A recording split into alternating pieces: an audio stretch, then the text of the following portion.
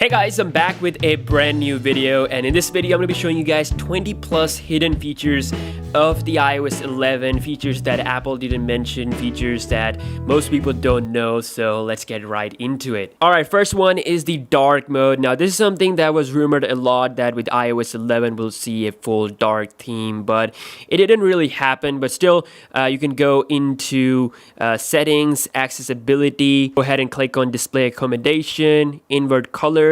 We have a new option called as smart invert. Now again, it's not a complete black filter or black theme on your phone, but still it is better than classic invert, which was like this. And when you enable the smart invert, it basically only changes the color of the display. The images and the media and the app stuff remains the same, so you can see that it doesn't look that bad and give you that dark mode kind of look. So I kind of like it, especially in the messaging app. It almost feels like you have applied a theme on your iPhone.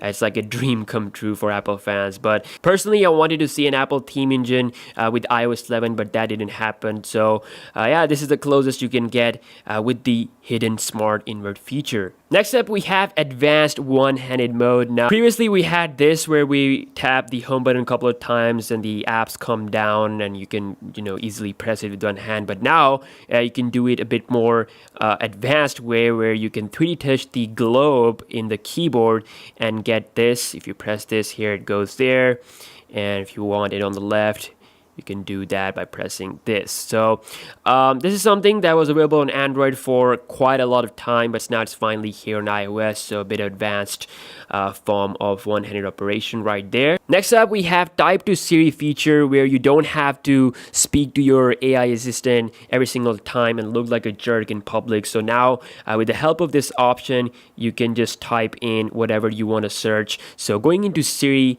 and here you can see on the top we have the type to Siri option. I've already enabled it, so every time I launch Siri, it gives me this keyboard to type stuff. So let's say if I want to search weather in Canada, if I search this, and it shows me this Canada. So yeah, you don't have to speak, you can type. Now with iOS 11, Apple showed that the control center has gone to new heights. It's looking really cool with this new visual change. But what they did not mention is that you can actually customize the control center. You can add or remove things from this whole cool UI. So first you go into settings, go ahead and type in control center, and holy moly, that's a jackpot. So we have so many things there. First of all, the things that are on or included, as you can see, torch, timer, calculator, and camera. That stuff you can see here. If you don't want to have torch, let's say if I remove it, that disappears. And down here we have more controls, more things to add. For example, if I want to add, let's say, low power mode, I can do that. I can just instantly have my phone on low power if I'm running on low battery, which I am, by the way. So that's a fast way to do it. Same thing with the notes, magnifier, text size, torch again. So you can have so many things, and you could just fill this thing with so many features. So I just really love it. The new control center really allows you to have full customization, and yeah, that's something that Apple did not mention. I don't know why. Next up is screen recording. You already have seen it, and this is like a hidden gem with this iOS 11. I mean, it's really hidden. So with iOS 11, you can have the screen recording thing here with the control center. So once enabled, you can see that it says record. So you can go ahead and record gameplays, record your conversation, whatever you want to record. And then to view the recorded video, you have to go into photos and then go ahead and select that video. So now you can see that it is perfectly recorded in really high frame rate. It feels like it's recorded in 60 FPS. So you can do gameplay, you can upload them on YouTube, and yeah, you don't have to install any third-party stuff. Now it's built in with the iOS 11. Next up is advanced screenshots. So let's say if I am in settings, I want to quickly take a screenshot. I would do the normal thing where I hold the power and the home button at the same time. Okay, as you can see, take screenshot, and after taking the screenshot, it kind of glanced that thing here. So oh my god, I have to do that again. So once you do that, you see this and you click, and now you have some advanced controls. So you can instantly crop, or at the same time you can draw on your screenshot. So that's nice, and of course you can undo stuff. You also have this where you can change colors of your pen, so some nice drawing stuff and cropping. We also have this small plus icon, which means more options. So first we have the text, and this is where of course you can add some nice stuff, let's say lol, whatever, and then you can, resize this as well. That is nice. And then we have magnifier. Okay, let's see, magnifier, where you can magnify the image. That is nice. A certain word, if you want to send to someone, you can do that. And then also we have signature. So you can add your signature. I've already added mine. I can do that again. Let's say I do this weird signature, done, and I can add that. So this is really good. You can send screenshot with your signature on it.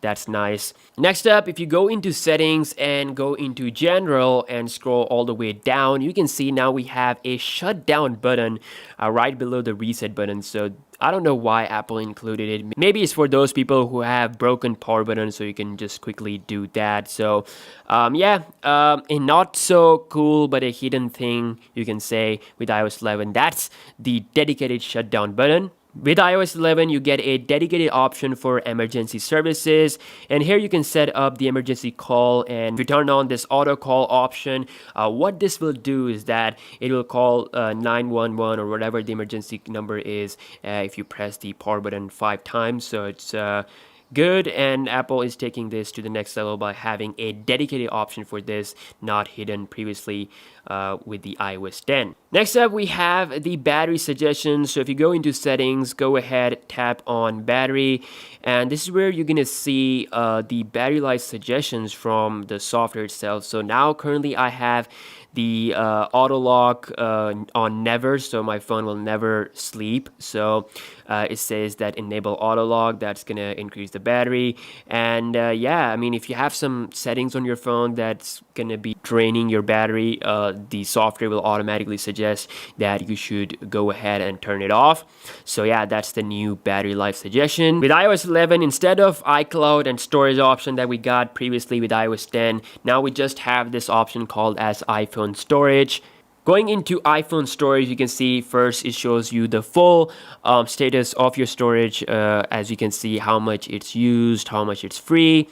Then we have some recommendations. Okay, some more recommendations here, such as optimizing photos, offload unused apps, more on that in a second. Messages in iCloud, so you can save those in iCloud, and that will save the size or storage on your phone. Optimized photo is something that Apple mentioned in their event. So basically, the full resolution photos and videos will be safely stored in iCloud, and your phone will have smaller or compressed size photos and videos. Thus, this will create more storage on your phone. Another new thing with iOS 11 that is not mentioned, that is really, really good, is the offload unused apps. So there are a lot of apps that I don't use on my iPhone, such as, let's say, GarageBand.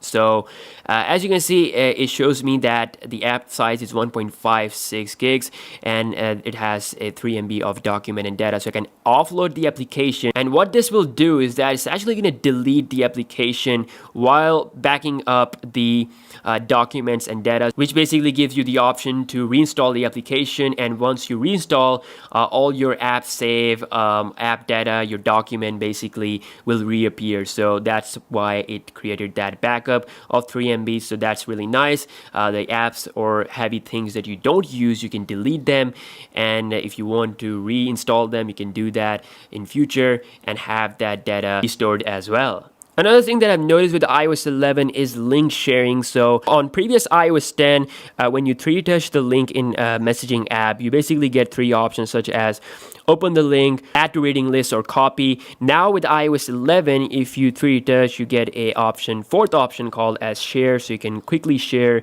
to compatible applications such as mail, reminder. You can add it to notes, or you can do this airdrop thing, instantly drop it on your Mac or other iOS devices, quickly share that. With iOS 11, you get a new option called as show previews. Now what this is that whenever you get a text message or Instagram notification or any other notification, you basically get a preview of that. So you can have that on always, of course, that's the default option, or you can have it on unlocked, or you can have it on never. If you have it on never, that means that the things or the notification will not preview, and it will look like this. So you can see that if I swipe up, it says notification, does not say which one liked my picture. So it's just a bit more advanced form of locking your phone completely. If you don't want someone to see your notification, you can do that. With iOS 11, you can actually scan QR codes with the default application, so you don't have to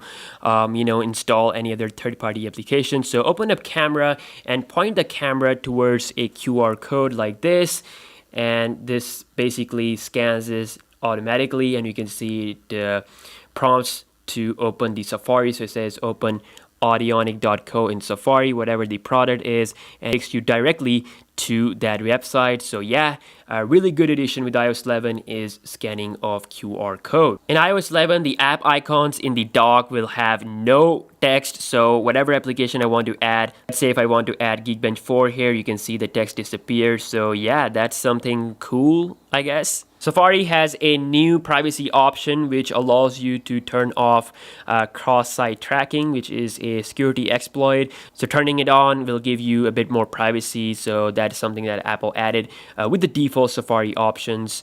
Live photos now work with FaceTime as well, so basically you can send FaceTime photos as well as save them on your iPhone. Currently I can't show you guys because my iPhone is taking so much time to activate FaceTime, but if you have an iPhone on iOS 11 with FaceTime activated, then you can definitely see that cool option of live photos. And last but not the least is the AirPod customization. Go to settings, then go to Bluetooth. Here you'll see your AirPods, and type this I button. This will take you to your AirPod settings. And for some reason, I'm still seeing the old iOS 10 settings, but this is the new settings, and this will allow you to have custom actions on separate right and left AirPods. So you can have the right for Siri and left for play/pause. App Store is not the only application that has been redesigned. We also have a new look with the podcast app, which is looking much more cleaner and have these tabs: listen now, library, browse, and search. So it's looking a bit better compared to the older version, that's for sure. So yeah, these were the 20 plus cool hidden iOS 11 features that most people don't know that Apple didn't mention. I hope you guys have enjoyed this video, and if you did, then please give this video a thumbs up and subscribe if you are new to the channel. Yeah, I'll see you guys in the next one. Peace.